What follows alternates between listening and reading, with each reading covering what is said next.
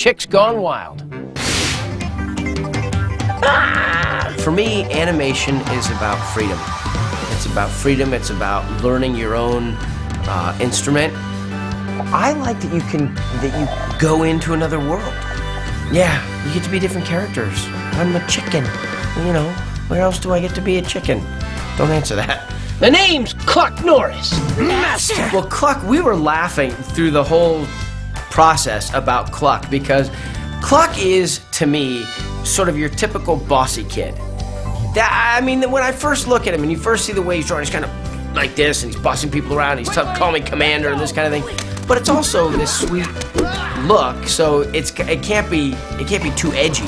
So you gotta find the line between, you know, I'm being kind of bossy right now, and some people going like, oh, he thinks he's bossy, you know. I am the commander. You are not. He lives in his own imaginative space. Cluck's got a great imagination. It is a dream come true for him that all of the time in the fort in his backyard is now, he can now really order his troops around, and they depend on him, and he depends on them. There's one moment in it where Cluck says, you know, I couldn't have done it without you. And you're like, whoa, modesty, you know, gratitude. This is not a characteristic that Cluck demonstrates often. Mostly he's, what an achievement, boasting about how great he is, you know, which is why I got the part, because I'm the same way. Here's the important thing. I'm awesome. Oh, ow! Hatched is interesting because they're barnyard characters, but in this one, they have their own weight.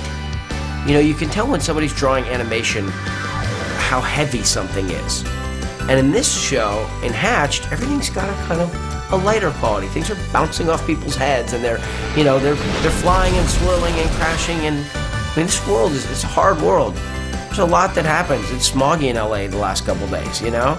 But you watch a show like this, and it's cotton candy. You know, this Hatched, it seems like a cotton candy world to me. It's okay, Mom. We can handle this.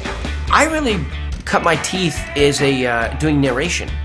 You know, Meerkat Manor, and there's a couple of other, you know, Animal Planet type shows where I kind of have a warmth in my voice sometimes, and people like that.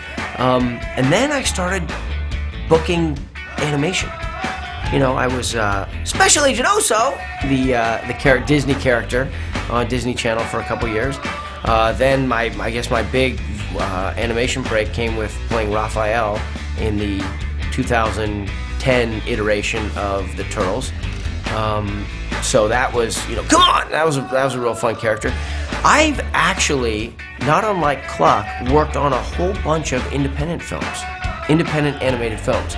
So, and these are really special because you see the couple of people that I've met that have worked on these things that are the creators of them, they spend years, but they don't necessarily, they're working without a net. They don't have a big studio behind them. They don't have, you know, they sense that they'll get distribution for it, but basically when I go into the room with them, you know, they've got the poster, they've got a dream, they've got these characters that they've lived with forever, and I get to come in and sort of, you can tell that it comes alive. And I love this with illustrators and animators, you know.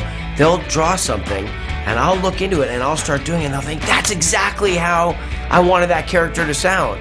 And it would not exist. That particular sound would not exist in me if it wasn't for the image that they draw. So to me, it's about communing with whatever that amazing gift is that people who can draw have. I can't promise it'll be easy. Probably the opposite. I live, you know, an hour away from Burbank. And Burbank is the place in Los Angeles where everyone, I don't care how famous you are, if you're doing an animated show, you come to Burbank. And so I like the idea that I can commute to work. A lot of the movies I do, I'm traveling all over the world. I mean, you know, Toronto, South Africa, New Zealand, I was in Georgia, you know, it's just wherever you can think of. Austria's coming up, and you're just always on the go. But when you do animation in television or independent films or, you know,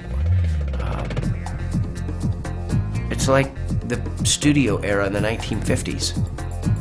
You get in your car, and you go to work, you do your day's work, you know, you have a session, and that's work. I love that. And for me, you sit down and you put the page up and you look at the character you're playing, and you've got the glass with the other people, and you just